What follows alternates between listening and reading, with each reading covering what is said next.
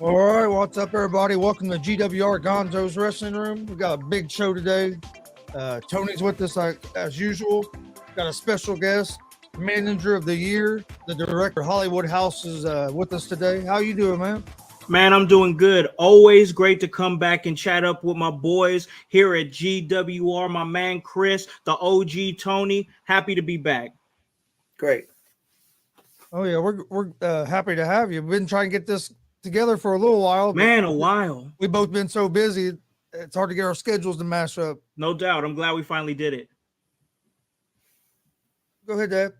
Oh, I'm fine. Just listening. Hey, well, let's start with what you've been having going on. I know you've been busy. I've seen you on TV, on OVW. Yes, man. Seen you out chilling in Vegas and putting people in trunks. Man, we had a blast over in Vegas, man. That was my first out-of-state booking with Sam Knight, the enforcer of Household Productions, and the World Star Paragon, the World Star of Household Productions. And man, we had a really good time. Like I said, it was my first out-of-state booking. And it was also my first 3-show loop. I'd never done 3 shows in a row like that before. And it for me personally, it really showed me what these guys and girls do just to have a chance to try to get to the show. You know what I'm saying? When I say the show, I mean the AEWs, the NWAs, the Impacts, the Ring of Honors, the WWE, of course. Doing that 3-show loop, I mean, I loved it and I really enjoyed it, but boy, it really did take a lot out of me though. How did it feel? How did it feel when you came through that curtain in Vegas, being like your first big show out of state, like you're talking, and you get a good reaction from the crowd? That had to be a great feeling. Yeah, you know what, Chris? Like, okay, let me just put it to you like this: like, if there's one thing that's usually not in the director's like vocabulary, is self-doubt. Like there's not a whole lot of self-doubt, but for a split second, I was like, okay, I'm outside of Indiana. I'm outside of home base here. These people don't really know who I am, so it was awe-inspiring for me personally to get that reaction that I wanted when I was out there in Vegas, because I absolutely did. But it also let me know that I can do this director thing. I can take my act and I can do it anywhere and people are going to get it. And I think that just meant a lot for me personally. Oh, I bet. Yeah. How's the crowds out there? The crowd, so it was Versus Pro Studio. I got to make sure I give them their love. Versus Pro really took care of me when I was out there and made sure that I had stuff to do there. Even if you guys didn't see me ringside next to either Paragon or Sam, you saw me at you saw me over on commentary. So that was kind of two birds with one stone. It was great to not only say that I went out to Vegas and managed, but I also went out to Vegas and did commentary too. But the crowds were real receptive. It was it was like a cosplay event, like a gaming tournament cosplay event. So like the new generation of wrestling fans, that's really what you saw out there at this younger and like geeky, nerdy, that type of vibe, but it was good. And they responded to myself, Sam, and Paragon really well. It was a blast. It was definitely different than the Midwestern crowds, but not in a bad way, just in a different way. Jordan James said, "Yo, Howse, when do I get to utilize your services? I can protect you from the right hand." You know what, Jordan James, we were just talking about him a little bit before the show went on the air, and man, he is such a underappreciated talent in my eyes. Like, the dude just gets it. He knows how to work a crowd. I think he's going to be there this Saturday with us. We'll talk a little bit about that when you guys are ready to, but man, just holler at me, bro. We'll get together. You know what I mean? I'm a fan of Jordan James. I want to make that public here on GWR. I'm a fan of Jordan James. Yeah, I agree 100%. I've been saying the same thing as you. He's not appreciated enough. He should be getting booked on a lot more shows and other places than what he does. Yeah. I mean, he's a great heel, man. He knows how to work the crowd. He's fun to watch. I've seen it firsthand, and it's a joy to watch him work.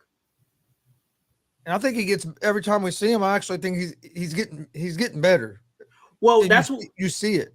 That's what we want to do, right? Yep. Like, every outing, we want to be better than the last time. So like, I don't want to not give him his praise and say that that's not great, but it's what he should be doing as a talent as well, is that's getting better every single time that he's going out there. And I think that's what we're seeing. So definitely I commend my boy for that. And yeah, Jordan James, you guys need to be watching those Jordan James matches for real. When you see him share a poster or a flyer, try to make it a point to go see what my man is doing. Then Juice Incredible said, "Big time Hollywood." Juice Incredible, he runs the In Your House Facebook page and is the mind behind a lot of the graphics and stuff that you see that I put out and stuff. Like, he's somebody that really flies under the radar in terms of like what he does is really like off air, off screen, backstage stuff, as far as and it's something that we've heard the Ultimate Warrior talk about. We also heard the Undertaker talk about it, and that's give props and love to people in the professional wrestling business that aren't on camera all the time, that aren't on screen all the time, the ones that are producing things in the background. And that's not just at WWE, that's not just at AEW, that's independent professional wrestling too. That's the people that are ringing the bell, the people that are designing posters, the people that are designing match graphics, all that stuff. So like, shout out to Juice Incredible, because it just really speaks to me personally, speaks to me, the work that he's putting in. I've known him for years, so it's great to see him finally catching some wins. Jordan James said, "My dude, look for that letter in the mailbag or in the mail, big dog." My man. Hopefully I'll be seeing you Saturday. If that's the case, then we won't have to wait.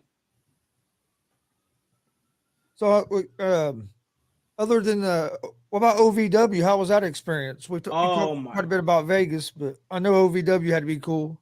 Okay, so I'm Chris OG. I'm gonna be straight up with y'all. I was waiting to do this specific show, Gonzo's Wrestling Room, to talk about this in depth. I didn't even talk about it in depth on In Your House, because like In Your House is more like geared towards the talent, like in-ring talent and stuff like that, and reviewing shows. And so I tried not to make it a point to talk too much about myself on my own show, because that just I don't know, it's just off-putting to me, you know. So I was waiting to come here to, you know, a show that I've come on before and had a lot of great moments on before, to talk about this great moment. And I got to tell you, man, doing OVW was something that I never imagined in a million years that I would do when I started doing In Your House 3 years ago. That was never the goal. I'll be honest, that was never the goal when I started. I pretty much started the way you guys started. I just wanted to talk wrestling with my homies and record it, and maybe something will come of it, you know. But actually doing OVW was just insane in so many different ways. First off, like just getting booked. Like, I was like, oh my gosh, I can't believe I'm about to do OVW. Like, it blew my mind. And then, like, I kept telling myself how many people have walked through those hollowed halls, how many people have represented that brand at one point or another. Because as we all know, at some point, OVW was WWE's developmental territory. Yes. Yep. So you had your Mickey Jameses that came through there. You had your Batistas, you had your Shelton Benjamins, you had your John Cenas. I mean, the Elijah Burks. You had your just so much an eclectic group of talent that went on and ended up having Hall of Fame caliber careers and many championships in many different promotions, not just the WWE. So to go there and say, hey, Hollywood House is good enough to be considered for OVW was huge. And then when you actually get there and you see all the pictures on the wall of people that have represented that brand, and then having a chance to sit down and have a one-on-one with Al Snow, like critiquing the match and everything that me and Sam had done. Shout out to Sam, because you guys really don't understand how much Sam sacrifices just for Hollywood House to be Hollywood House. Like, straight up, he really does. So like, to be able to get him a television appearance was great. To be appearing on TV was great. And, you know, it was just, it was almost like a whirlwind, because it took me like a few days to really process what I had done. And it's one of the shining moments of my life. I'm not kidding. I'm not joking around. I'm not overshooting it here. Doing OVW was one of the shining moments of my life, because it was one of those things that, first off, let me know that I've arrived as a professional wrestling manager. But second off, it let me know that I was good enough to be there, because even after what we did was done, there was, I'll just put it out here right now, there was hints at bringing Hollywood House and Sam Knight back to OVW. So that's makes me feel good to know not only did I get an opportunity to go to OVW, one of the most prestigious brands, one of the most prestigious developmental brands in the United States. Not only that, but also go there and be good enough to say, hey, at some point, we want you back. So it was great. It was one of the greatest things I've ever done in my entire life. And like, straight up shout out to Al Snow. Shout out to Doug Basham. Doug Basham was our agent. You guys remember the Basham brothers? Yep. From WWE. He was the agent on our match. He was great. Shout out to Sam Knight, and shout out to Elijah Burke, because you know, in a lot of situations, there's a lot of people out here that's working hard. They're working hard just to get these type of opportunities. But I'll be honest, you know, me being a professional wrestling manager and not an in-ring talent, you know, it in a lot of cases, and I'll just be 100% honest, it's not about what you know, it's about who you know. So thank you to Elijah Burke for curating that situation for me, and I'm happy to say that I don't think I hurt the Elijah Burke brand that he put on me by going there and having a good outing and being able to say at some point we'll be back. How's it dealing with an agent? I mean, we've been on the independent scene. You don't necessarily have agents. You got promoters. Yeah. And, how's that dealing with an agent? How's that differ? And how'd you like doing that? Well, it was different. Don't get me wrong, like it was different, but also I understand that the reason that I was there was to learn how to work TV. Like, and this is exactly what OVW was doing. I don't want to talk too much on their behalf, but I'm just coming from my perspective that it feels like what they're doing is they're teaching you how to work TV, and they're grooming the next generation of sports entertainers. Oh, I said a bad word. But that's what it feels like. They're breeding the next generation of sports entertainers. So yeah, having a agent was different, but not in a bad way. He's just there to kind of make sure that, like, hey, it's like having a third eye, because when you are in the independent locker rooms, it's just the two wrestlers talking about what they're gonna do. But because there's so much more at stake besides just the people that are in the house, you have to think about, oh, we have to make sure you're running 8 to 10 minutes because our next commercial break is in 8 to 10 minutes. It's going to be at this time. Yeah. So I understand why having an agent is so important.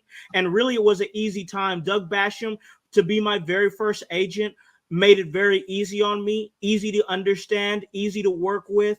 I didn't hate it. I enjoyed it, actually. I think it enhanced the match. Yeah. I think the agents probably give you what? They probably give you like certain points. I mean, they probably don't tell you every single thing to do. Yeah, no, it's not everything. And there was a lot of times where Basham was like, hey, you don't have to do this. If you want to tweak it, we could do it this way that suits you. So yeah, it's not like they're just pounding in an itinerary in your head. Yeah, I knew that would be different because, like I said, on the independents, I know, well, we've been to a couple shows, and we actually was in a meeting, been to a couple meetings where the promoter's talking to the talent. And basically, well, there's one particular one, I won't say who it is because I don't want, they may not want us to say. Mm-hmm. They just said that, hey, you guys do your match. He said, I'm not going to even tell you, get on to you on time. Try to watch it. He said, if I tell you 6 minutes, you're not going to go 6 minutes. You're going to go longer. Just be respectful of the other talent on the show. Don't go crazy. Yeah. Basically, do what you want. Told them who they wanted, to go over. Yep. And that was pretty much it. I mean, the meeting takes maybe 5 or 10 minutes, and it's real laid back. It's kind of interesting. I'm sure not all independents are ran that way, but he pretty much let wrestler. You put the match together. You do what you want. Make it make sense, and yes, I'm not going to give you a time limit because you're not going to stick to it anyway. Yep. That's kind of the mindset, is that it's like, we're going to give you a time limit, but we don't expect you to stick to it. So it's kind of like messing with your head there, because it's like, hey, we're going to tell you 8, expecting you to go 10. You know what I'm saying? Well, one thing they did this time, this particular show, they after you once you got to 5 minutes and it was 15-minute time limit, they announced that the match went 5 minutes. So giving them to know where they're at, Yeah, for sure. Yeah. When we got to 10 minutes, they was letting them know, where they're at. That way that person could decide when they wanted to go home or not, so. For sure. And on top of that, not to interrupt, I'm sorry, but on top of that, I think when you have those time limit announcements, it also creates a sense of urgency for the crowd too. You know what I'm saying? Like, oh, okay, this could possibly go to a draw. So it's like, I feel like announcing those time limits is a win-win for the talent and even for the crowd too, because it actually creates like a little story within the match. Like, okay, now they got to hurry up and try to get that pinfall, Yeah. Old school NWA, watching it, back in the 80s, watching Georgia Championship, and then watching NWA. I mean, they always give the time, always did. Yeah, it creates that tension. You had a lot of time. You had a lot of time limit draws on those shows. A lot of them were 10 minutes back then. They did a lot of 10-minute matches. Yeah. But one thing, if I can remember, because I switched on it. I would imagine it's hard when you're out there in the ring, whether being a manager or wrestlers, that you could lose time real quick. I mean, oh yeah. I mean, you could think, hey, well, we've only been out here 5 minutes, and you've been out there 10 minutes.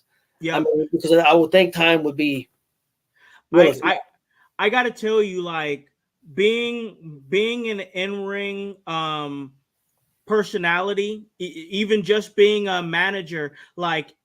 I've never felt more alive than I have when I'm out there and through the curtain, because I'm not thinking about anything else except for, okay, I got to entertain the crowd. Okay, I got to make sure that I know when this next move happens, because once this specific move happens, this is when I got to jump up on the apron, or this is when I got to distract the ref, so I got to be conscious of whatever move that they're calling, because they'll tell you, be like, okay, we might hit a shining wizard, or it might be an enziguri. After that enziguri or shining wizard, hit the apron, hurry up, and it's like there's so much that you got to think about. So yeah, losing time could easily happen. Yeah, and the time that you're going to take could also vary on if you have the crowd eating out of your hands, you're going to keep going a little bit longer. You're not just going to end it if the crowd's really into it. Oh yeah, when the crowd is hot, there's sometimes when you do have to like call an audible there and be like, okay, this crowd is hotter than what I expect, so let's try to go a little bit longer to kind of cap this off. Or there might be some times when you expect the crowd to be hot and they're not hot, so it's like, all right, let's kind of go home with this because they're already tired. So like it's just, you got to feel it. This is what Elijah tells me all the time. You got to feel it. You got to know. And it's not something like, it's not ABC, because that was one of the mistakes I was making when I first started, was like, I was just looking at everything as a formula. Like, okay, they're going to go out there. We're going to go to the ring, get to the ring. A few moves are going to happen. Then okay, after this certain move, I'm going to jump up on the apron and do this. Like, it's cool to try to have everything and think about it as a formula. But like when you're out there, it's very much not a formula. It's very much just feeling it and going with it. You know what I'm saying? Yeah. Okay. After OVW, I know, what have you done any other shows since OVW?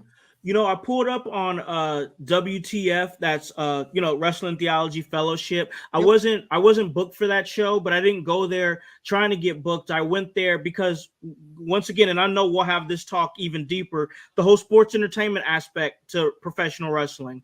I have been doing the sports entertainment aspect to like before Chris Jericho said it and everybody went nuts, when he said it on AEW and everybody went nuts. Now the new wave is, sports entertainment is not such a bad word after all because Jericho said it.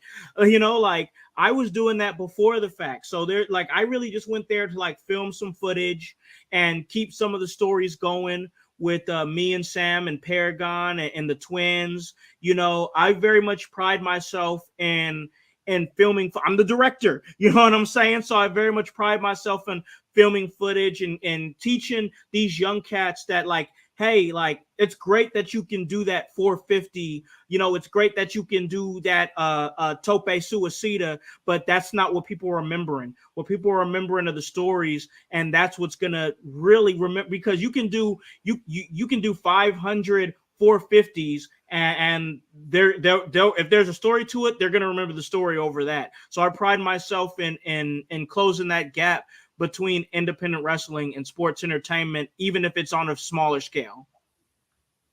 Yeah, and we actually saw you at that WTF show. Yeah.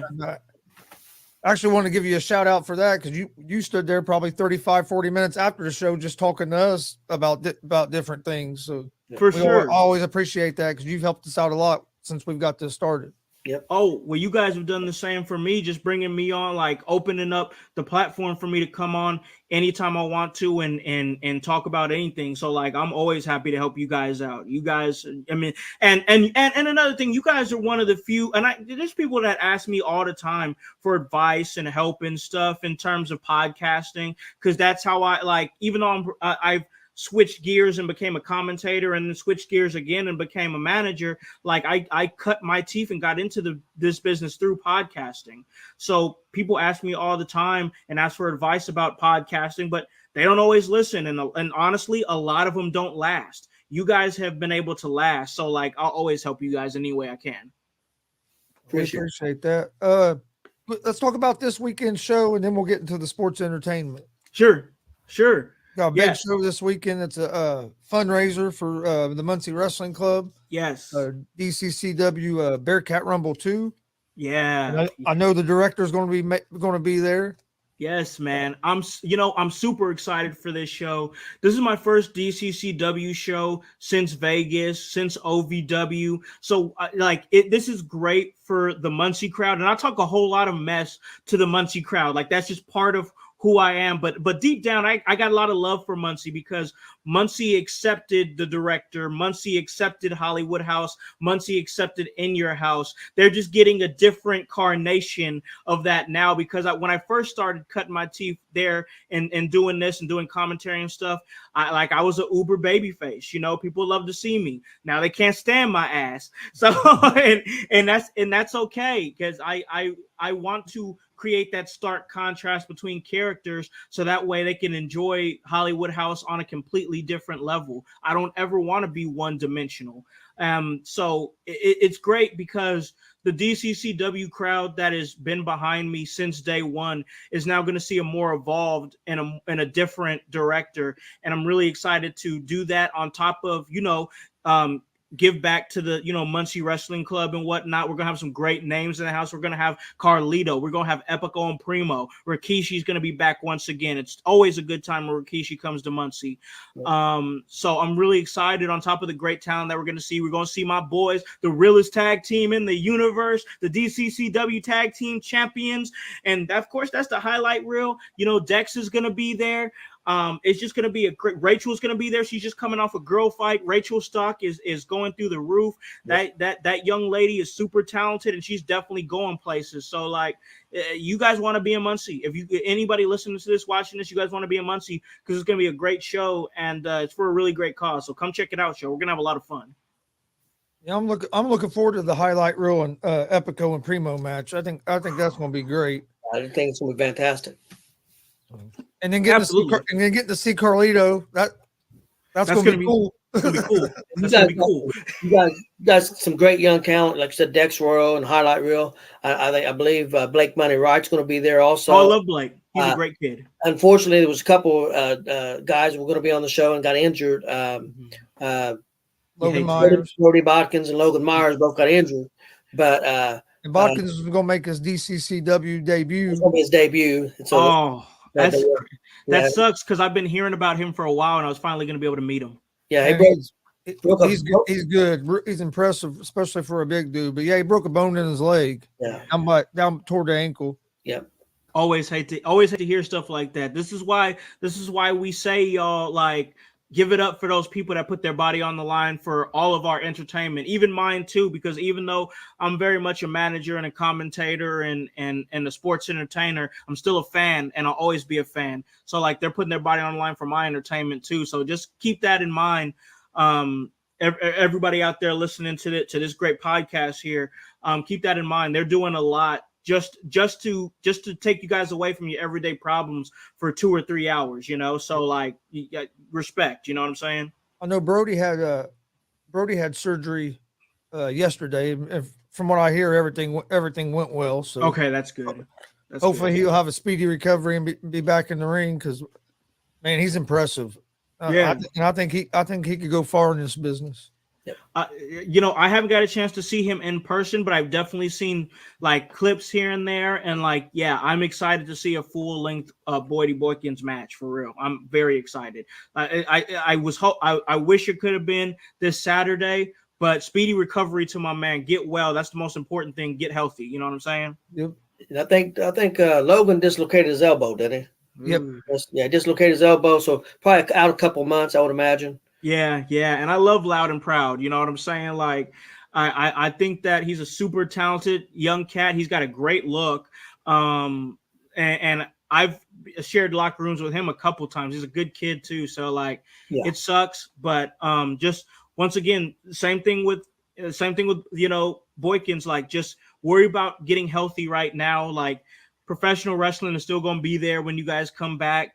Just get healthy and get well, you know, because that's what we want. We want you guys to be the best that you guys can possibly be, because a lot of these young cats are going to go far. Like, we have to really put ourselves in the mindset that a lot of these young cats that were here at these indie shows, this is the talent that we can see on TV in a year, 2 years, 3 years, you know, like, enjoy them while they're here, because like, it's about to cost a lot of money to see them on a regular basis once they get to that next level. So like, that's the beautiful thing about independent professional wrestling, is because it's the most ground floor you can get when it comes to catching a talent firsthand.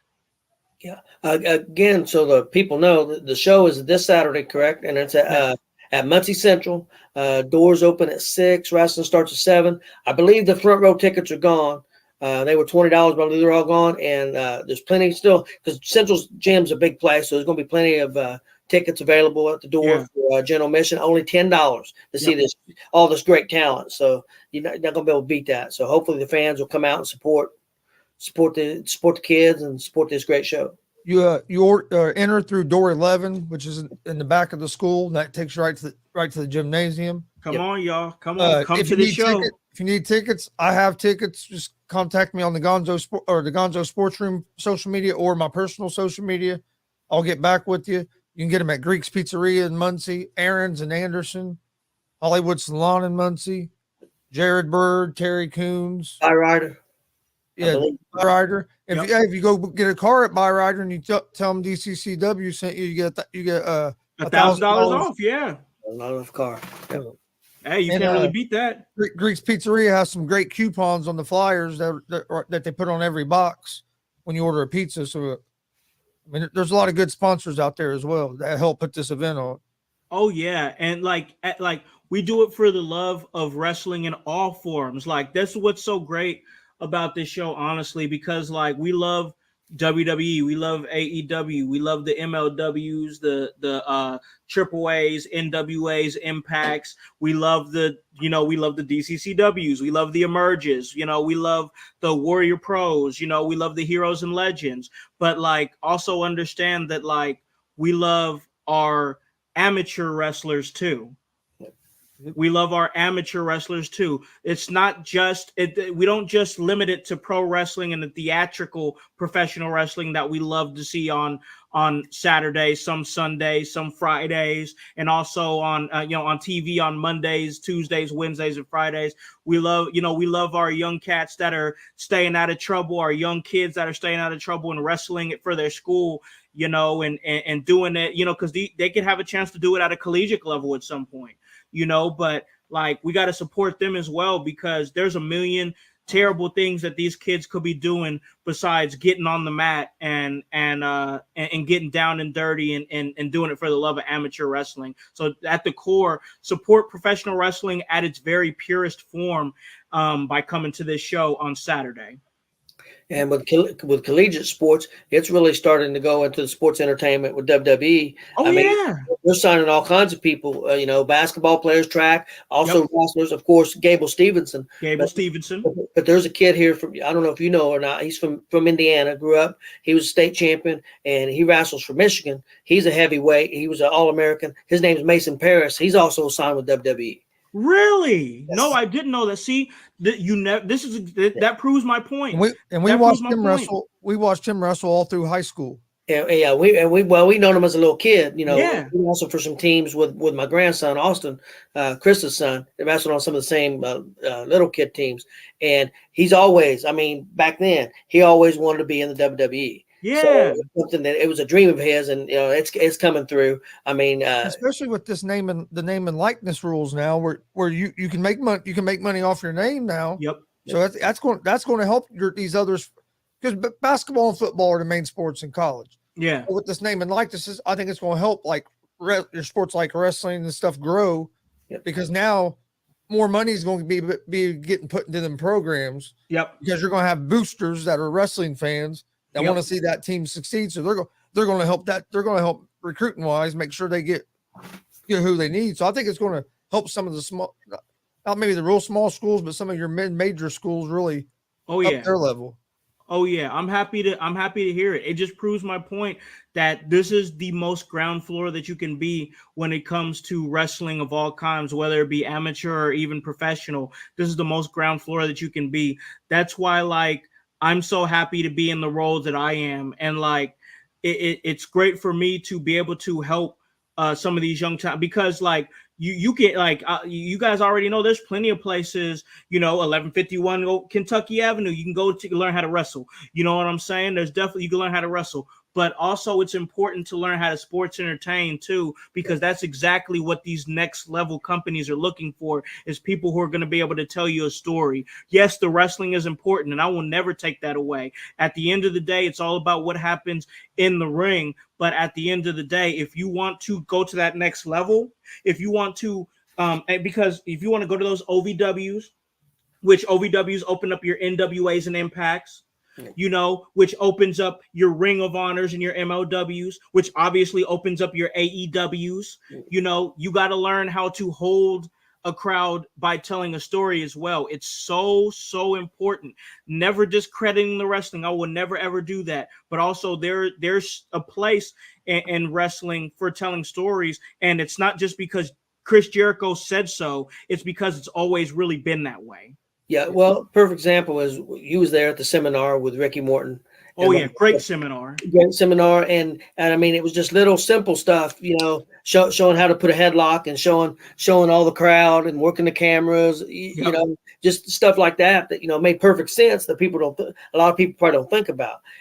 And well, you was a part of the match with the Rock and Roll Express and the highlight reel. Rock and Roll Express didn't pull out. I mean, these guys are 66 years old. Yeah, they didn't pull out, you know, bunch of, you know, crazy moves or drop kicks, or even, I mean, they did very little in the ring other than work the crowd, and you've seen how that crowd was. Exactly. It was a hot crowd. And that doesn't even take away from the fact that Ricky Morton, even at his age, could still do a tope suicida. Yeah. We've seen it.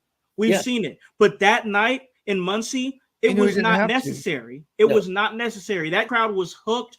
That crowd was hooked the minute that those guys walked through that curtain and worked that crowd. And that's why I wanted to make sure I did my part in the opening promo by calling them out and telling them, hey, if you guys don't come out here and take the highlight real seriously, rock and roll is going to absolutely die. I wanted to help tell that story at least for that night, and because I could have easily just been like, let's just do the match, rock and roll's gonna hook the crowd themselves, but no, I wanted to contribute to them being the babyface by making sure that the highlight reel were the heelest of heels, you know, even as much as I could for that night. So like, I know you guys did, I know I did. I never want to stop learning, but that Ricky Morton seminar was super pivotal and important for me personally, because it let me know that a man that is, you know, well into his 60s, well into his old age, can still get booked at GCW, can still get booked at MLW, can still get booked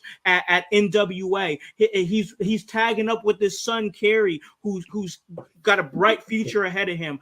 That was game right there. If anybody that's in the business that listens to this podcast that didn't make it to that, I'm sorry, but you guys really missed out, because I learned a lot. I tell everybody, if you ever get a chance to go to a seminar at the Rock and Roll Express, you better go. Oh yeah. I mean, even us is doing commentary. I learned a lot. Yep. And he was personable. I mean, he'd come over, talk to you. Oh yeah. And give you, I mean, he would critique you, but they were real personable. I love the critique. It gives me opportunity to know how to get better. One thing I wanted to hit on that Central show real quick before we move on is that that Central show, it's a benefit show. All the money, ticket sales, concessions, everything goes to the wrestling club. Yep. Wrestling club. So come support. The more people that come, the more money that we raise for these kids. Yeah, I know it's for the last year. kids. I know this year, off the money they raised last year, this wrestling team was able to buy some wrestlers some shoes that needed them, some new headgear, being able to take kids to some off-season tournaments. Yeah. So I mean, this stuff, it really helps the program grow. We want to give these kids an opportunity to be the best that they can be by having the best gear that they can get. They don't need to be wrestling in old gear, by being able to sign up for these tournaments and get seen more by colleges and whatnot. It all helps. So like, come out and have a great time and know that you're doing a good thing for the Muncie community by helping these kids mold their future. It sucks. But there's some kids, their parents can't afford to buy them the new wrestling shoes or that new thing. Yeah. So I mean, this raises money where hell, if they wanted to, they could almost buy shoes for everybody and like have team shoes and everybody have the same kind and then that, you know what I mean? And then you don't have somebody feeling left out or having less, So I mean, it just helps. Well, one thing before we talk about sports entertainment, back to the Rock and Roll Express. Yeah. How great of an experience was it to get to work with the guys like that? So I had the opportunity to go backstage and talk to them and stuff, man. And even at the seminar, they were real, like I said, they were real personable. They didn't just overlook you. When they were talking to you, they were talking to you. Oh, they yeah. weren't talking to you because you were there. You know what I mean? He made you feel like, hey, I'm listening to you. Yeah. So I really enjoyed it. I enjoyed it too. And like being able to share that moment in the ring with them is something that I'll always remember because, they're former 8-time NWA World Tag Team Champions, and the NWA, one of the most prestigious brands in the entire world. I mean, it's the oldest wrestling company in the entire world, and he's still there all the time. And also he's over there in Chuckey, Tennessee, and he produces his own show every Sunday, The School of Morton. And he's once again, just like OVW is doing, developing and teaching the next, line of sports entertainers and wrestlers, so like he's giving back to the business. And that's what when you are in a position like a Ricky Morton, to be able to give back to the business, like you got to do it because like wrestling doesn't really owe us anything. Wrestling doesn't have to give us anything. And I think that's a mindset that's lost on a lot of these young cats. And I'm not bashing on the young cats. I'm not bashing them. I just wish that they understood a little bit more that wrestling doesn't really owe us anything. We got to go out and get it ourselves. Even me at 35 years old, I didn't want to be looked at as a manager or a talent or a sports entertainer that's just local. That's why I took it upon myself to go to Vegas. That's why I took it upon myself to accept that opportunity to be able to go to OVW. I want to be in a position to, if somebody asks me for advice, I can speak from a place of somebody that's been somewhere. Yeah. So I want to be able to help these young cats. That's why this is what a lot of people don't get. Like the things that I do. Yeah, it's great for me personally as a brand. It's great for Hollywood Howse. It's great for Household Productions. But also I have dreams myself to eventually start up a school, when I get to that point, and have trainers that can teach you how to wrestle, and I can teach you how to cut a promo and teach you how to tell a story, and also become a promoter and be a reputable promoter of somebody that's gonna be like, hey, are you working the Hollywood Howse show? Oh, that's a good show to work. That's a good promotion. He runs a good promotion, and the only way that I can do that is by going and learning from these veterans of the game, from these minds of the business. So like to share that ring with them, to share those moments with them backstage. And like you said, super personable. Both guys super personal back there, cracking jokes, having a good time, and like they're older cats, so I don't want to say every joke that they said, but they're great. Like they're good. You can tell they're good, solid people, so like, it was just awesome. I like this journey has just been incredible. And like, when it's my time to give back and actually start a promotion, which is what I really want to do at some point, I want to do it from a place of somebody that's been somewhere, and I want these young wrestlers when I'm promoting in my 40s and 50s. I want these young wrestlers that are in their 20s and late 20s and early 30s to say, oh yeah, I want to work that Hollywood house show for sure. I got to get on that show. I want to be one of those reputable promoters, you know? Yep. All right. We've been talking a lot about the sports entertainment. Let's get into that, because you have, I don't know, this younger fan base, for some reason, they're all about the flips. Yeah. Which is fine. But like we were talking earlier, if there's no story, it really don't mean nothing.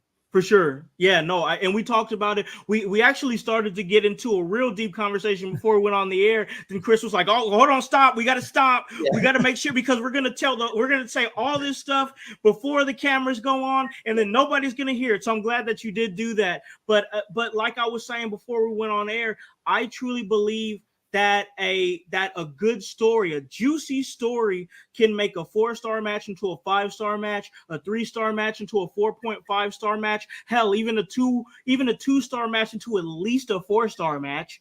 You know, like, these stories are important. So like, and it's because the big evil WWE said, don't say professional wrestling, say sports entertainers. It was coined as a derogatory, inflammatory type term, but it's not, and it never was. Just because you heard Jericho say it a few weeks ago with the Jericho Appreciation Society doesn't mean that it's suddenly okay to say. It's been okay the whole time. Because what is sports entertainment? Oh, that's right. It's making the sports entertaining. Yeah, you're gonna get great feats of athleticism, the moonsaults, the tope suicidas, the super kicks, which I wish we could see a less of, the Canadian destroyers, which I really wish we could see less of. All these things, and it's all unnecessary if you just have the right story that is taking this to a whole nother level. You don't have to do all this crazy stuff to hook the crowd if you're telling the story. And honestly, Chris and Tony, the thing that these young cats, these young independent wrestlers, I wish they could understand, is that it really only takes like maybe 15 or 20 minutes to just cut a good promo and put it online. Because I'm a firm believer, and I'm talking to all you young kids out there, I'm talking to y'all right now. I'm not gonna mention no names, because I'm gonna make you guys gonna be like, hit me up in my inbox later, say, oh, well, you was hating on me, Hollywood. No, I'm not hating on you. I'm giving you game. I'm a firm believer that if it didn't happen on the internet, it didn't happen at all. You got to cut these promos. You got to put yourself out there. So like, it just takes a few minutes to tell these stories. And you guys have seen me doing it on my Facebook page, telling stories with Sam. I owe my man money. When is he going to get his money? Like just little stuff like that. Like, it doesn't take that long. You guys are putting a whole lot of time and effort into your craft in ring. Just take a little bit of less time to put that time into your craft and storytelling and entertaining the crowd without having to do a bunch of flips. Yeah. And the thing of it is, everybody says, well, WWE is sports entertainment. AEW is pro wrestling. AEW is also sports entertainment. Whether they want to admit to it or not. I mean, a lot of their aspects are sports entertainment. Yep. Probably the truest pro wrestling program on TV is probably NWA. Oh yeah. And we see it on a weekly basis. I really love their format where it's like opening promo, match, backstage segment, match, backstage segment again, maybe something on the podium, because I'm a huge fan of the podium. And Tony, I know you're a big fan of the podium, because you're probably an old school NWA fan, and I'm not even an old school like NWA fan, but because of who I produce a podcast for, the Pope Elijah Burke, he's like, man, you need to go back and watch this stuff. And I did, and I was like, dang, this shit's good. Like, this is good. Yeah. Like, it's good storytelling. And you really see that on Fight TV at NWA 6:05 p.m. You can catch a replay on YouTube at 6:05 on Fridays. Their Saturday morning show, which is super nostalgic, Saturday afternoon wrestling, NWA USA. And here's what's so special about NWA USA. Not only does it have that nostalgic Saturday afternoon wrestling feel, but you get a chance to see all of their young talent, their junior heavyweight division, their big, strong Mimses, their Darius Lockharts, the junior heavyweight champion himself, Homicide. You get a chance to see all these great young talents, mainly on NWA USA. Yeah, most definitely. I want to ask you a question while I was thinking of it. I just seen an article, I believe it was yesterday. I'm terrible with names. The owner of NWA. Oh, yeah, Billy Corgan. Yeah, he said that he doesn't know for the future, and it kind of makes sense in a way, if a weekly program running 52 weeks a year is the future for wrestling. Is this take more like maybe an off season? Well, he's wondering if you should do your show, tape how many episodes, 10, 12, 13, yeah, and release them all at once, like on Netflix or because people like doing that binge watching. People like to binge watch. And I sat there and I thought about it. I said, if you give me 13 episodes of 40 minutes of wrestling, I'd watch them all in one day, probably. Yeah, yeah, me too. And then you're going to be chomping at the bit, waiting for when they release more. It makes a lot of sense. It could work. That makes sense. It really does make sense. I think in some forms, like, people like to have that old school feel, like that cliffhanger. Like, there's like, oh, you got to wait a week to see what happens next. I get that, but like, the one thing about Billy Corgan, and that does make sense because that's how people are consuming media now. They consume it by binging it. He said you do that, and put that out and have it out for a month, 6 weeks, and then give everybody a chance to watch them. Not everybody binges. Give everybody a chance to watch, and then you do your pay-per-view. That's good. I do like that. And then you tape your next 13 episodes or whatever. I mean, he didn't say how many episodes. Right. Tape your next episodes. They binge watch it. Do your next pay-per-view. It makes sense. But see, for them, since they don't have a lot of money. Exactly. But see, here's what I like about it too. Now, here's a special thing about a place like NWA. This is why, once again, I'm making it public that's somewhere that I aspire to go. Because NWA is not like the WWE. WWE is a live show Monday. It's a live show Tuesday. It's a live show Friday. And that is a full-time gig. That's a full-time job. But not all of us that are blessed and fortunate and lucky enough to be a part of this business can give ourselves to, or might not even have the opportunity to give ourselves to a WWE or any wrestling company and travel like on a weekly basis. The special thing about NWA is that when they do these big events, they do these tapings where you have 3 or 4, 5, 6 episodes and this is why it does make sense what Billy Corgan is talking about, because you do those episodes, you do those tapings, then you go back. If you're one of these talents that have a shoot job, then you don't have to sacrifice your shoot job just to be a part of this. All you got to do is take a corner of time, maybe take a few days off in a month or a few days off every couple of months, fly out to wherever you're going to do the pay-per-view, do the tapings, come home, and boom, you just did 3 or 4 weeks worth of episodes, and you don't have to worry about coming back for another month and a half or something. So I think there's definitely something to it. And I honestly think that everybody talks about your Tony Khans, they talk about your Vince McMahons, you know what I mean? But I really think that people really need to be talking about Billy Corgan a little bit more in terms of being a mind as a promoter, because he's really making some great opportunities for not just guys that we saw like during the Ruthless Aggression era and a little bit after that, like my man Pope or Chris Adonis or all the all these guys, Nick Aldis. He's also creating opportunities for the next generation of talent that can come in and do, like I said, NWA USA, work their way up to NWA Power, and eventually do your Crockett Cups and your big events. I really like considering where NWA was at like 2 or 3 years ago and where it's at now. I really think we got to give Billy Corgan his flowers because he really brought NWA back. And the thing of it is, the pandemic almost killed him. It did. It almost did. I mean, I've listened to every interview he does on Busted Open, and yeah, it almost killed him. So I mean, just the fact that they stayed alive, you know, got a lot of credit and thriving. And I know Nick Aldis has been a big part of that too. Oh yeah, he's committed 100% to him, you know, and stayed with him. Which he probably had opportunities he could have went elsewhere, maybe AEW or somewhere, and he didn't go. Yeah.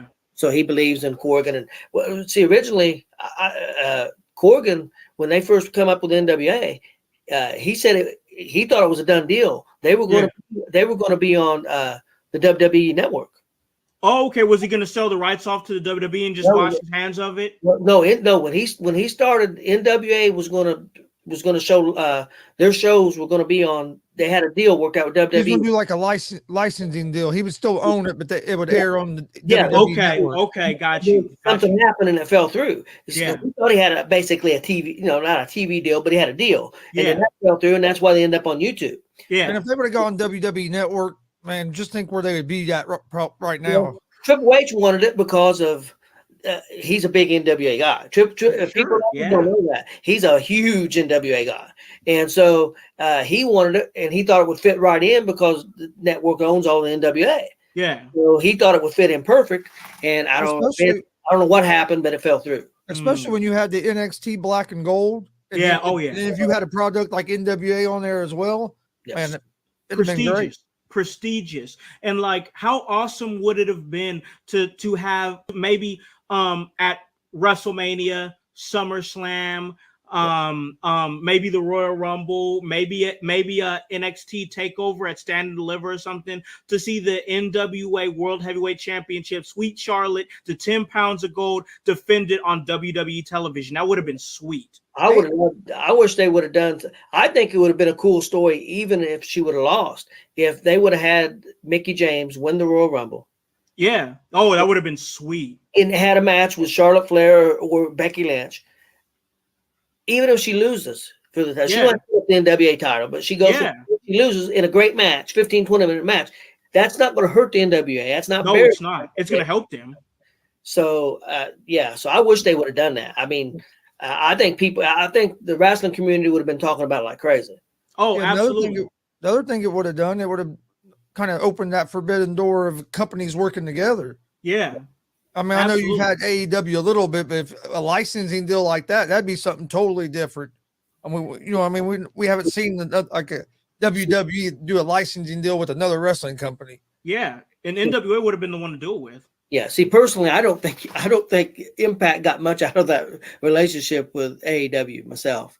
That's what a lot of people say. I honestly think that it was better for them to have Mickie James show up at the Royal Rumble with the Impact Women's Championship, and everybody's caught up on who said what. Oh, well, they didn't say Knockout Champion; they just said Impact Women's Champion. You're splitting hairs. Yeah. The title was still on Peacock. This title was still seen in front of thousands of people at the Royal Rumble. Yeah. Big pop for Mickie James. Big pop for the title.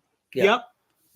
And come out to her music and everything. I mean, I honestly, if I could just say this, I really think that we got to. I mean, and I understand like WWE is not perfect. Trust me, I'm one of the first people that would tell you that WWE is not perfect. But I think we got to like do a little bit of better job of bastardizing them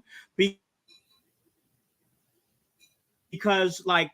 Look at Cody Rhodes, for example. As soon as Cody Rhodes ended up, the rumor started that Cody Rhodes was signing back with WWE. Everybody's like, "Oh well, guess he's gonna go back to Stardust again." Like, come on, like no, like be smarter about the business to know that Cody Rhodes is really a lot smarter than what people give him credit for.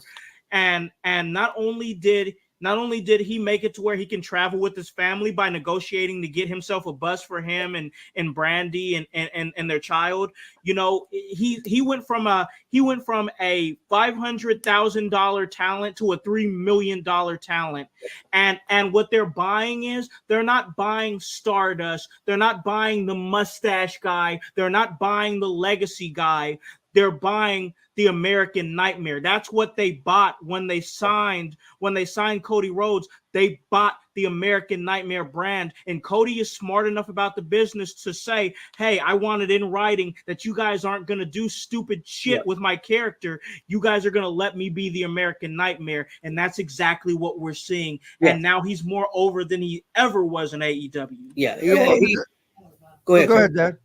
Yeah, he built that character over 6 years. Whether it was that character evolved for 6 years with AEW, New Japan, and Ring of Honor.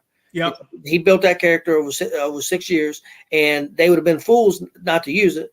And I mean, they used the music, they used everything. I mean, and people said, "Well, I can't believe on this last interview he said belt instead of title." And he said, what was the other? Oh, he said wrestler instead of superstar. Yep.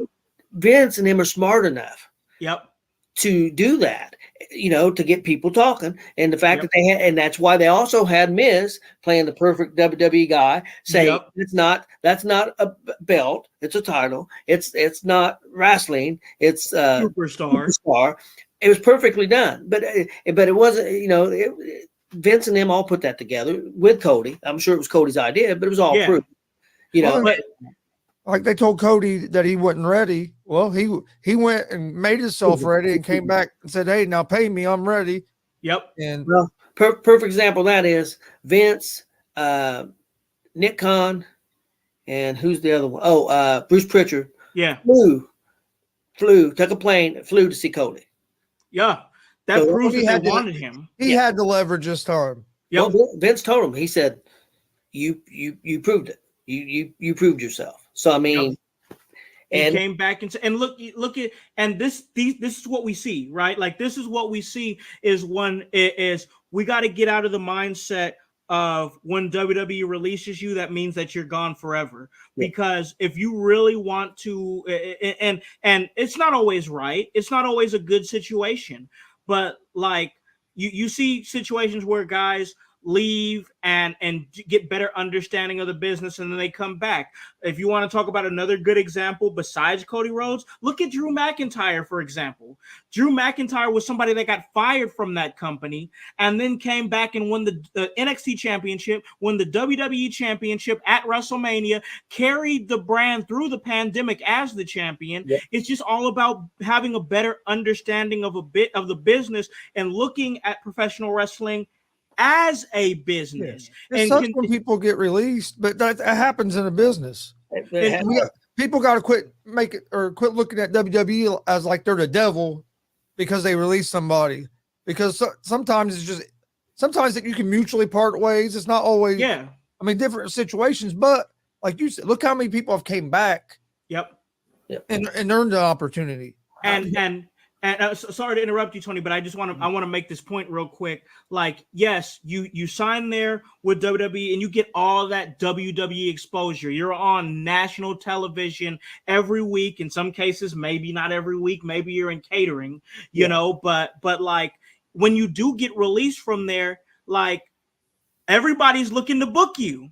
Yep. You're gonna get after you get released. You're gonna get booked. Now, is AEW gonna rush to come and sign you? Well, there was a time where that was happening because Tony Khan was like, "Oh, well, this guy's released. Let me give him $1 million."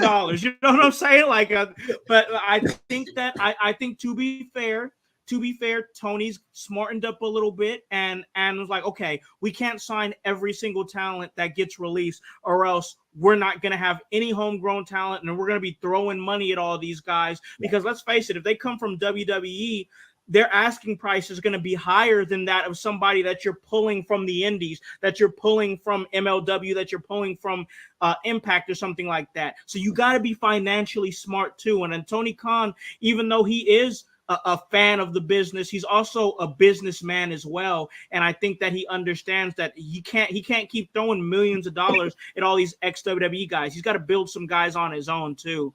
But like that's my point is that you're gonna get people. You're going to get promoters throwing themselves at you the moment that they realize that you've been cut from WWE because your value is higher now for have being in the WWE. You know what I'm saying? No, most definitely.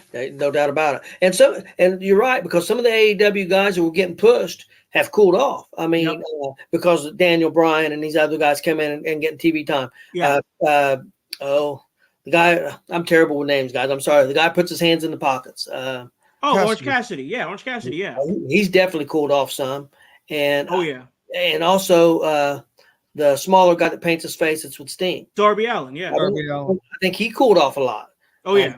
Compared to where they were when these guys started coming in. Sure. I'm not saying they won't get hot again. I think Darby Allin definitely will. Orange Cassidy, I don't know. He may have hit his peak already. I don't know. We'll see. He's going to have another layer, or I don't know. Yeah, but look at guys like, for example, like somebody who comes to my mind in this example is somebody like Shawn Spears. When he was Ty Dillinger and doing the 10 gimmick and NXT and WWE, everybody was like, "Oh God, he's getting held down in WWE. He can do so much more if he went somewhere else. He could be a main event player." Well, he went to AEW, and guess what? We all realize that Shawn Spears is not a main event player. Sometimes going to these different companies is also a reality check and an ego check to let you know that you're not as great as you think you are. Yeah, you're not where you thought you were. At least at this point. Don't mean you can't get there. Hager hasn't done a lot. Jake Hager, he hasn't done a lot, really. But I mean, he's been Jericho's henchman, and that's about it. And this is a guy that was a former world heavyweight champion in the WWE, and now he's just Jericho's henchman. And listen, I'm sure he doesn't care. He's getting paid a bunch of money. He gets a spot on TV prominently all the time. I'm sure he's fine. But the point of the matter is that his trajectory in WWE was higher than what it is now in AEW. But it's just about how you look at the business. And I think that somebody like him, like a Hager, is smart enough to be like, I don't need a belt to make me, important. I am Chris Jericho's day one A1, and Chris Jericho is one of the best in this business and has been for a number of years. And because Chris Jericho is Chris Jericho, I'm always gonna have a spot on TV, and I'm always gonna have a nice paycheck. Don't think that nepotism doesn't come into play in professional wrestling, because it absolutely does. Yes. I think the best signing, in my opinion, AEW's made. Not that Moxley was a bad one. I think it was a real good one, of course, and Daniel Bryan, but Bryan Danielson. But I think the best signing they've made is Steve Regal. Well, look at the wealth of knowledge that you're getting with William Regal. I mean, I already knew that people were going to be falling all over themselves to try and get him, because he's one of the best minds in the business. And notice what I said there, minds. William Regal is probably not going to go out there and have a match anytime soon. He's going to continue to play the role that he's playing in. But see, this is the market that I'm trying to corner personally, is to be somebody that can contribute good stories and psychology and stuff. And I'm still learning myself. The thing that's good for me is that I've put myself in good situations and been around good enough people that are educating me and smarting me up to the business, like Sam Knight, like the Pope Elijah Burke, you know what I mean? Like Al Snow, all these great, like Ricky Morton, I've absorbed I've absorbed things from all of these people that have made me a better performer, that have made me a better sports entertainer.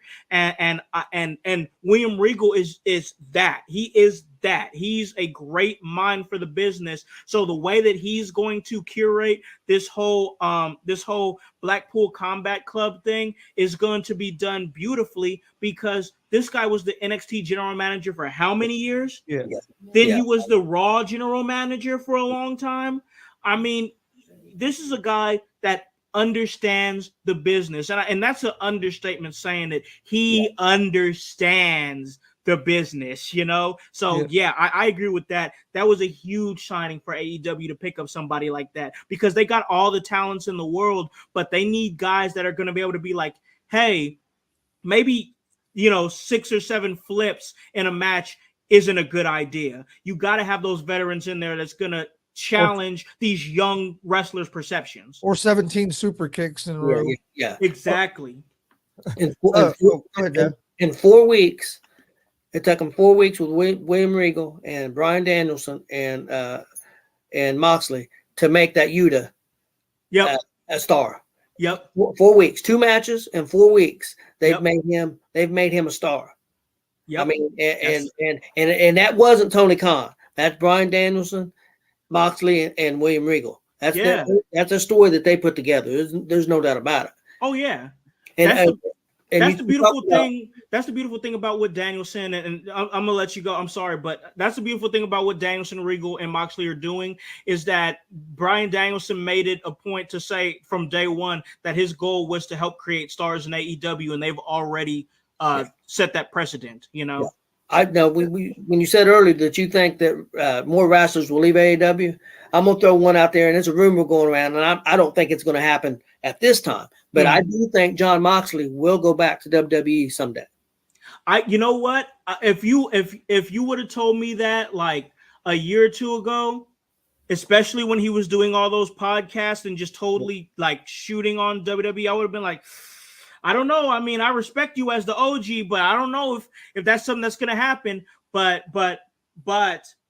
I look at the Cody Rhodes situation, and the Cody Rhodes situation, it's always hard to be the first guy to do something, right? Yep. It's always hard to be that first person to do something that is looked at as, oh, that's edgy. That's something, because like nobody, like everybody's like, you're one of the executives of AEW and you're going back to WWE. You look like an absolute hypocrite. You shat on the WWE for how long, and now you're going back? Well, once again, like I said, it's always hard to be the first person to do something. Cody Rhodes has opened up that door to be like, hey, I don't want and Moxley can definitely come back and say, hey, I don't want to come back and be Dean Ambrose. I don't want to come back and be the Lunatic Fringe. I want to come back as Jon Moxley. I want to use this music. I want to have this. I want to have at least this amount of creative control over my character, because that was a big thing with Moxley when he left, is that he felt like he had no control. So like, I think that I think that it's something that we are going to see. I think that WWE has really put themselves in a situation where we're going to see guys come back to WWE and into that more structured environment, because this is a conversation I was having with Sam a few weeks ago, is that Cody Rhodes is I think Cody Rhodes is a genius. Yeah. I really do. I think Cody Rhodes is a genius. I think that he tripled his net worth, and I think that he has a lot less responsibilities now in the WWE that he had in AEW. Yeah. And let me ask you guys this. If you are working your shoot job as a manager and you're getting paid, I don't know, I'm just putting it out here. You're getting paid $15 an hour, and you have all these responsibilities that are stressing you out. You're responsible for all these different employees. You're responsible for the customers. You're responsible for this. And it's like, dang, I'm only getting paid $15 an hour to do this. This is a lot. But then somebody else comes with the offer of $22 an hour, and the only thing you got to worry about is what you're doing at the job. Hey, not only are you making more money, but you're taking more stress off of yourself. Dude, that's a no-brainer. And the other big thing about that too is that he still had a lot of responsibilities, but all creative control got taken away from him. Yeah.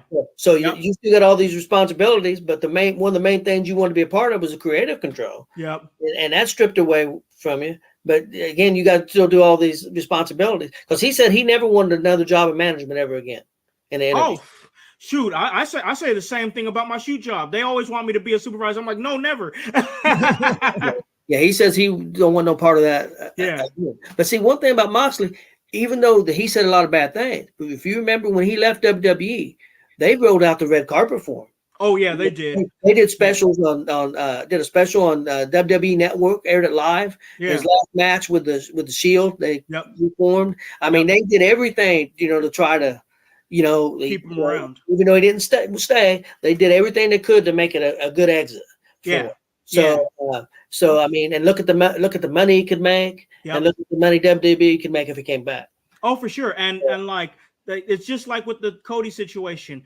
They're not buying like a lot of these fans think that don't get it at all. And I love the fans. The fans are the reason that we do this. The fans are the reason why we're here. But like a lot of them just don't get it. Like as soon as they hear Cody Rhodes signing with WWE, they're like, well, he's gonna be Stardust. Well, he's gonna be in catering. He's gonna be low on the card. I can assure you that in negotiations, Cody Rhodes said, I want to be you guys are buying the American Nightmare gimmick. This is what you're buying. And for my father, I want to honor him by having a run with the WWE World Heavyweight Championship. If you and for him to come back and his first promo make his intentions clear that he wants to be the WWE World Heavyweight Champion, Universal Champion, Undisputed, Universal, so much damn names for this shit, Undisputed Universal Champion of the universe, I can almost guarantee you that contract included, oh well, I want to run as the WWE champion in that contract, or else they wouldn't let him go out there and cut the promo that he cut. A guy I think is going to leave is MJF. I think when his contract's up, he's going to WWE. Everybody's saying that. He may not go, but he's going to make a lot of money wherever he goes. Well, he's going to use that leverage against AEW if he does stay. Oh, for sure. He's going to get paid.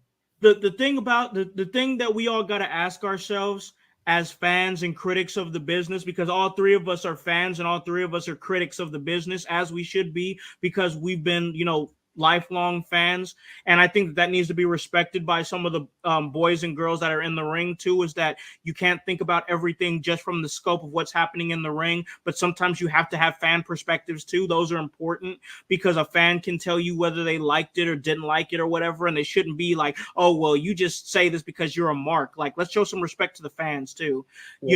But like the question we have to ask ourselves is, what kind of MJF would we see with the WWE? Because we're not going to see the MJF that we see on AEW. It's going to be a little bit more watered down. Maybe not like super watered down, but like, how is he going to present himself? Because he can't just be another Miz. He can't just be another Miz. He's got to stand out and be different. Yeah. But also he's been given the ground, the ruling and the say so at AEW to kind of be that loose cannon, say whatever, that says the edgy things, whether we like it or not. He's that character. So how are we gonna correlate that? How are we gonna take that from AEW and make MJF work in the WWE? Yeah. I think MJF's smart enough to do it. I think he could work his character around it. I think he's smart enough. I think they say he's a big student of the game. I believe it. It because he's one of the biggest names that people talk about in AEW on a regular basis. There's always buzz going around. This out here. He used to train in Indiana. Yeah. I don't think people realize how much. Here. Yeah. I think people understand how much talent there is in the wrestling business from this state. Oh, they don't get it. They don't. And it could get even better if people would lose egos and work together. Oh God, yeah. God, we've talked about that a lot, haven't we all? Yeah. God. One thing I did want to hit on before we get out of here is WrestleMania. We've been talking about sports entertainment, so we got to talk about the biggest sports entertainment event of the year. Yeah. What did you think of this year's WrestleMania? You know what? As somebody who has watched a lot of WrestleManias, not as much as the OG Tony, definitely not as much as Tony, but who's watched a lot of WrestleManias, I really, really enjoyed it. And we talked about it a little bit before the show. Once again, we had a real good conversation before we went on the air. Like, I don't even this is one of the most memorable WrestleManias, but I don't even think that the matches were like that great. I don't think there was I don't think there was a 5-star match on the show. Like at all. Like, I don't think there was anything that qualified like, oh, that was a perfect flawless match, but you know what? It didn't have to be. And this is once again a sports entertainment spectacle, and because of the sports entertainment spectacle, you had your you had your celebrities there. But you know what? I have never seen such a group of celebrity talents work the way that they did. I mean, with the exception of Bad Bunny, who wasn't there, because Bad Bunny is awesome. I mean, but man, you look at Logan Paul, who was just a heat magnet and really understood how to work the crowd and do some of the moves and stuff. But man, Pat McAfee was just an MVP. I mean, Indiana's own Pat McAfee was a superstar. I mean, and you gotta look Pat McAfee. This guy is somebody who not only went out there and had a great match with Austin Theory, but he had a moment with Mr. McMahon. He had a moment with Stone Cold Steve Austin. Nobody's winning more than Pat McAfee. Yeah. You know what I'm saying? This guy's winning. I mean, even the Johnny Knoxville match, as goofy and silly as it was enjoyable. I enjoyed it. There was very few matches throughout this weekend that I was like, well, time for me to go take a piss break and get a snack. You know, like it was really enjoyable. I enjoyed it, and my family enjoyed it. And I know a lot of awesome people who went out there to get booked and found opportunities there in Mania Week, because Mania Week is now more than just WrestleMania in the weekend. It's like a wrestling week of everything. Oh, yeah. You had Ring of Honor having their super card show there. A lot of indie shows were there. But it was a great weekend, and like a lot of moments were created. And that's what, when I think of wrestling, and I'm sure you guys will agree with that, I think moments. Yes. Things that you're going to remember forever. The moves are awesome. I will never take anything away from the moves, but there's never a time, except for a few moves here and there, like maybe the Randy Orton RKO on Seth Rollins from WrestleMania a few years ago, or the Evan Bourne shooting star press RKO that he did. I don't remember moves. I remember moments. You know what I'm saying? You remember like Daniel Bryan main event in WrestleMania. Yep. You know what I mean? You remember that? Him and the fans made WWE change their minds and make him an A+ player, because all they was doing was saying he was a B+ player. Yeah. I mean, it's the stories, it's the moments, it's the fans, the stories, and the moments are what make you legendary. Juice Incredible said, "I'm not a WWE fan, but I loved Mania too."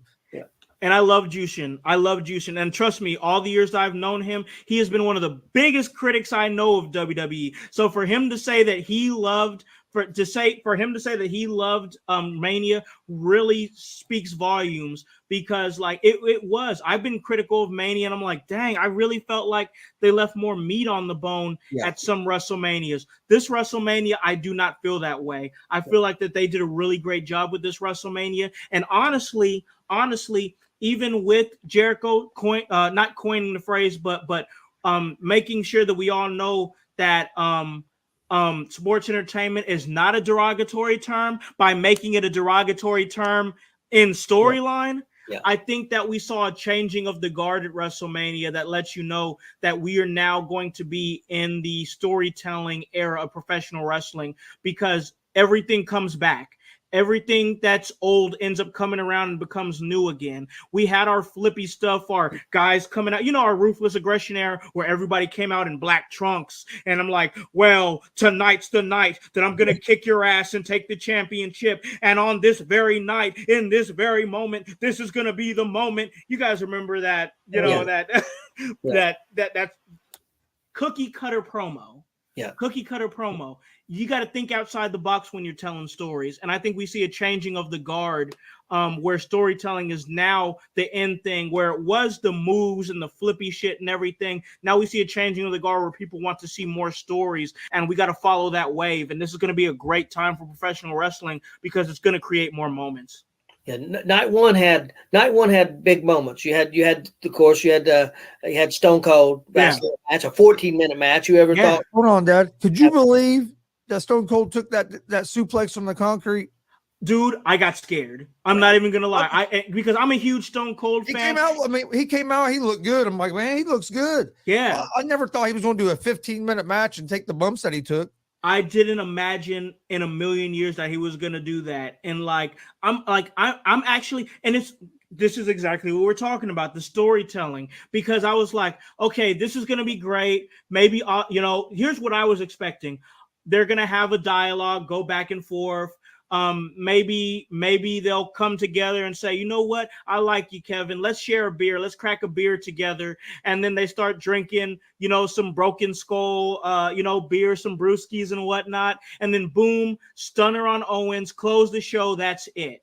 That's what I expected. The fact that they swerved me and not only had a KO show, but then it turned into a match made that whole situation even better. It was closure for Stone Cold Steve Austin. It was great for Kevin Owens, who can not only say that he main evented a WrestleMania, but he main evented a WrestleMania with his hero, Stone Cold Steve Austin. I mean, that's a moment. Yeah, that's a moment. And then bringing him back out the next night was genius. Oh, I didn't think he was going to see him again.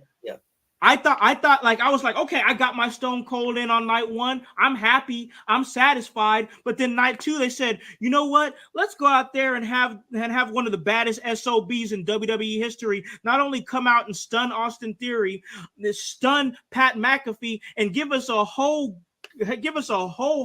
ton of nostalgia by going in there and having a moment with Mr. McMahon and having one of the worst stunners in history, because and it was almost perfect. It was almost perfect. Yeah. Like I'm actually glad that the stunner was as shitty as it was, because the entire program that McMahon and Stone Cold have had, every single time that Stone Cold hit McMahon with the stunner, it was always a shitty stunner. Yeah. So they just followed the story. And Stone Cold was having so much fun out there. Having a good time, and that made it.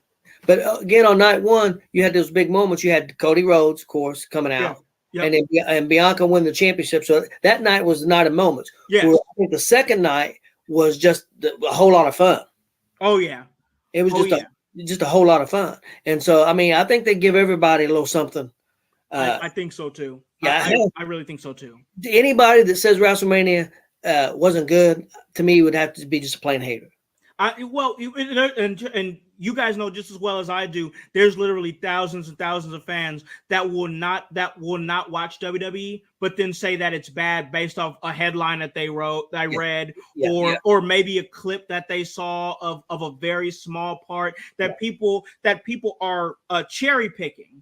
They'll cherry pick things that are said on the show, or cherry pick things that aren't good, and then put you in that mindset that the entire show was bad. Did you see the views that they got on all the different platforms? Yes. Yeah. It blew the Super Bowl away. Exactly. This is what we're talking about. This is exactly it. Is when I say there's a changing of the guard, that sports entertainment is really about, even though a lot of people there's still a lot of people that are having trouble switching gears and switching their brain to accepting sports entertainment being a thing, because I'm not a wrestler. I'm a professional wrestling manager and a commentator, just like you guys are commentators and podcasters such as myself. But because of the role that I play on screen, because of some of the moments that I've had with some of these talents, I do consider myself to be at least a sports entertainer, because I try to make everything that I do and everything that I'm involved in entertaining. And it's awesome because I've had these moments in Vegas, and I've had that moment at OVW that a lot of these talents look at Hollywood House and say, you know what? I accept you as a sports entertainer. I accept you as somebody in the business that I feel comfortable, cutting a segment with. Because before that, there'd be a lot of people that'd be like, I don't really know who you are. I don't know if I want to cut a promo with you. But now, because of what I've done, there's more talents, wrestlers and talents and stuff that'll be like, oh, Hollywood, yeah, let's get the camera going. What's the motivation? What are we doing? So what I do, I'm a proud sports entertainer. I really am. Yeah, the WWE, that's a thing that a lot of people are bad about. That they've went out and they're getting a lot of these athletes and they're training them themselves. Yeah. And it makes perfect sense because they want to train sports entertainers. Yeah. They're athletic. And another thing with the athlete, they've trained their whole life. So them coming in and training shouldn't be an issue. Yeah. You know, Yeah. so it makes sense. And another thing is that and I've been, because I look at the classes that come in, they're taking about half and half. They're taking about half of athletes and about half of people from the independent scene. Yeah. But I think one thing they've had a lot of trouble with some of the independent wrestlers is they come in and they don't want to listen. Well, here's the thing about the independent wrestlers when they brought them in, and here's really why I feel like WWE went away from mainly signing a lot of, because they were signing a lot of independent guys under Triple H's umbrella. Like Ring of Honor was WWE's unofficial developmental territory for many years. Yep. You know what I'm saying? But here's the thing why I feel like they went away from signing a lot of independent talent, because you have a lot of these independent talents that will get with their agent or get with a Bruce Pritchard or Laurinaitis or whoever it may be, whoever is telling them what to do, and they're like, I'm not going to do that. That's stupid. I know how the business works. That's stupid. I'm not going to do that. Or they know what their rate is. They know what they should be getting paid. Or they're so protective of their character that they won't do that silly, goofy thing that they think is going to make them feel stupid or look stupid. With the talent that they're signing now, the collegiate talent, these are people, as you said, Tony, people that are already well trained, well versed in making their body look good, having good stamina, being able to go the distance. Only thing that WWE has to teach them how to do is the nuances of wrestling and how to wrestle in a professional wrestling way. Yeah.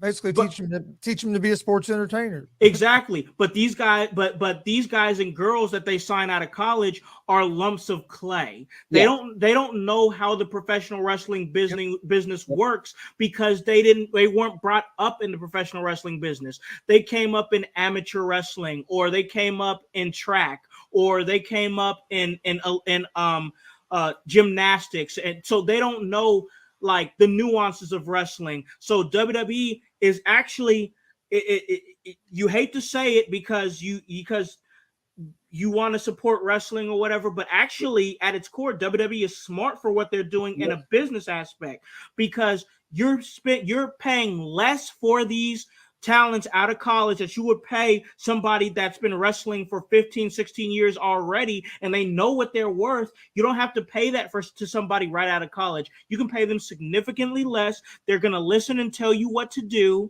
They're going to listen and do what you tell them to do, that is. Yeah. And they're lumps of coal to be built and molded into what you want them to do. We might not all like WWE's new formula of how they're developing talent, but from a business aspect, it's actually very smart. One thing that Billy Ray says, that WWE will teach you the right way to wrestle in the ring. Mm-hmm. And now, of course, it's a stricter formula than AEW's formula and stuff, and he understands that. But they'll teach you the right way. One of the main things they're going to teach you how to sell. Yep. And he said that's one of the big problems he sees in AEW. People don't sell. Well, yeah, because they come from that fast-paced, breakneck indie style where it's like super kick, get up, clothesline, get up, let's do flips, let's do choreographed stuff, and then stare each other down while the crowd, cheers us. And like I don't know if you guys remember, I think it was Ricochet before he got signed to WWE, and it was in New Japan with Will Ospreay. And it was, if you haven't checked it out, go check it out on YouTube. Very choreographed back and forth, and like so many like old school wrestling fans ripped it apart because of how choreographed it looked. And like I personally didn't have an issue with it until I started getting around people like your Elijah Burks, you know what I mean? And saying like, hey, was it cool looking? Yeah, it looked very cool. But like, professional wrestling isn't always about looking cool. It's supposed to be gritty. It's supposed to be a fight. It's supposed to be ugly. Like we want to make you feel like this fight, even though everybody knows that it's a work, but we try our best to make it look like it's real. You know what I'm saying? Well, look how McAfee sold. Oh yeah. I loved how he sold that. He killed me when he was laying there on the ground pouring that beer in his mouth. Oh, yes. The facial expressions from Becky Lynch And Bianca Belair made that match. It wasn't the moves; it was their facial expression and their selling that made the match. It made it a really good match. Maybe as good as match of the. It was definitely one of the top matches of the weekend. I think it was one of the best, if not the best match of the weekend. Yeah, McAfee might be their most over babyface that they have. Man, it's so real because that crowd singing his song the whole hmatch. They were singing that entrance theme the whole match. Yes, it was great. Here's the thing about Pat McAfee that's so special, and like guys like me, you guys like the marvelous Mr. Bell, the curator. We're all coming up in a way that Pat McAfee came up in the business. Yes, we know that he had a great NFL career, but that doesn't matter because this is a completely different line of work. He started off as a podcaster, as a talk show host who got drunk one night and bought a ring online, and from that, the fruit of his labor ended up being a WrestleMania moment.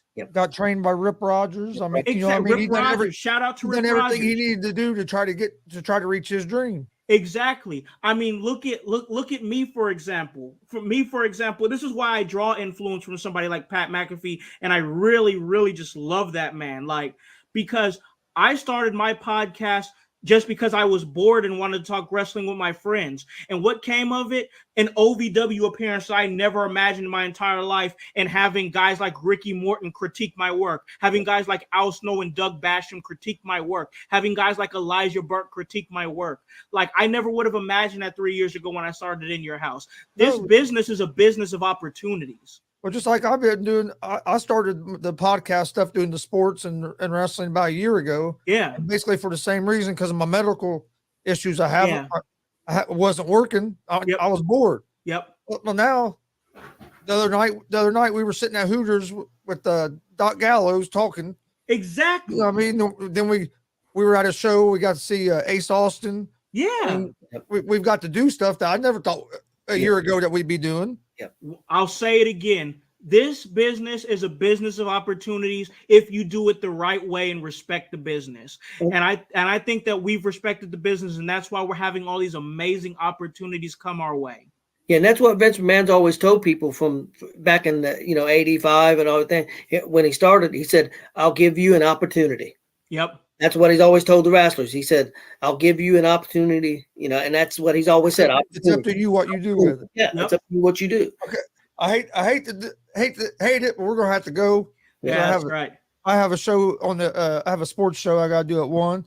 Totally. But before we get out of here, plug all your stuff, brother. Absolutely. I truly appreciate that. And I truly appreciate Chris and the OG Tony having me on. I always I'm sad the conversation's ending because I really enjoyed chatting with you guys. But I understand you have obligations and you're running a whole network here. And I definitely respect what you guys are doing. As far as what Hollywood House has coming up, of course, you could always listen to me and the curator, the marvelous Mr. Bell, every week on In Your House as we critique the mainstream professional wrestling product. We talk independent wrestling, and we talk about our live journey as we're going through it in real time as professional wrestling managers and sports entertainers. That's every week. We usually drop on Thursday. Sometimes it's a little bit later because of schedules, but we've come to find Thursday morning to be a good time to record and either drop that afternoon or that evening. So that's In Your House, HOWSC, on Facebook, on Twitter, on Instagram, In Your House, HOWSE, where you can catch Hollywood House and Sam Knight and Paragon in the set. Household Productions. I'm going to be at DCCW, this great show that we're going to be having, Bearcat Rumble, this Saturday. That's in Muncie. I'm going to see what kind of trouble I can cause with Terry Coons to make him mad at me again, like I always do, because I'm so good at that, and see what me and the twins can get into at this great show, at this great event for such a great cause. After that, me and Sam and Paragon are going to be making our way. This is going to be, I want to make sure I get the date right here. That's right, the 23rd, is we're going to be in Fort Wayne for Heroes and Legends, for what is going to be a great event with so much great talent. Guys like Chris Adonis are going to be there. Bob Backlund is going to be there. Kylie Ray is going to be there. Smiley Kylie Ray. A lot of NWA representation on the show. Santino Marella is going to be there. I mean, it's just going to be, guys. I'll spend the rest of whatever time I have left telling you who's going to be on the show because it's freaking stacked. It's really an amazing show, guys. Definitely go there to Fort Wayne, Indiana for Heroes and Legends. Then after that, I'll be taking a week off to spend some time with the family. But then on the 7th, I'm going to be in Columbus. That's the 7th of May. I'm going to be in Columbus for Emerge. I'm so happy to see that Emerge is coming back. Home is where the hurt is, as they're going to be back in Columbus, Indiana, their home, which is their home city for their promotion. And I'm going to see what kind of trouble I can cause for the set and get under Chris Lowe and their commentary team's skin, because I've gotten really good at that as well. And then on the 14th, we got another big DCCW show that's going to be coming up. That is May 14th. That is going to be seeing my friend, my brother, and the man who I produce his 5-star podcast. That's the Pope Elijah Burke, the NWA's Pope Elijah Burke. He's going to be there at DCCW in Muncie for May 14th. Of course, I'm hoping to see Gonzo'S Wrestling Room there. I'm sure you guys will be there, because anytime the three of us get together, we just talk each other's ear off, and it's a great time. So I got a lot of stuff going on down the works. I'm working on my next OVW appearance as we speak. So I want to get back there sometime this summer. I definitely want to give a shout out to Sam Knight, to Paragon, to Mickey Midas, to the curator, the marvelous Mr. Bell, my guys, my dudes. You know, we've been doing all this together. The highlight reel as well. Excited to be able to work with those young cats again and see their growth. And yeah, that's everything. I got a lot coming up. It's going to be a very busy next couple of weeks for me, but it doesn't feel like work when you love what you're doing. So like, this is going to be a great next month for the director, and I'm super excited, guys. Once again, thank you so much for having me on to this great show, Gonzo's Sports Room, Gonzo's Wrestling Room, and you guys keep killing it, because you guys are definitely setting a standard for what a podcast should be for professional wrestling in the Midwest, because I've seen a lot of podcasts come and I've seen a whole lot of podcasts go, but I really do feel like in my heart of hearts that G.S.R, GWR is here to stay. I appreciate that. Yeah, we appreciate that. Let's see. As far as us, we're live Monday through Friday, 3 p.m. Eastern on YouTube, Facebook, and Twitch with Easy Money, a sports betting show. That show is also live on the All Sports All Plays ASAP network. You can find it on their Facebook, YouTube, Twitch, Twitter. So there's like 8 channels you can watch the show on, so we're easy to find. Plus, podcast form on all major podcast platforms. We do have our pro wrestling podcast, GWR Gonzo's Wrestling Room. New episodes drop every Sunday at 9 a.m. So be on the lookout for that. You can find it on all major podcast platforms. I love them shirts. We'll go get me one of those shirts. But yeah, you can find it on all major podcast platforms, and you can find the video version on our YouTube page at Gonzo's Sports Room. Please hit that subscribe button while you're over there. If you're watching on Facebook or Twitch, please hit the like and follow buttons. Rate and review the podcast. We greatly appreciate it. Dad, you got anything? No. Have a great day, everybody. I appreciate everybody joining us. We'll also be live tonight at 11 p.m. Eastern with the G.S.R. Gonzo Sports Room. So come join me tonight. A little bit late, but I found that late night's a good time to talk some sports. So, yep. But thanks for joining us. We will see you guys here. Actually, I'll be on here in about 5 minutes on another channel. You guys later. Peace.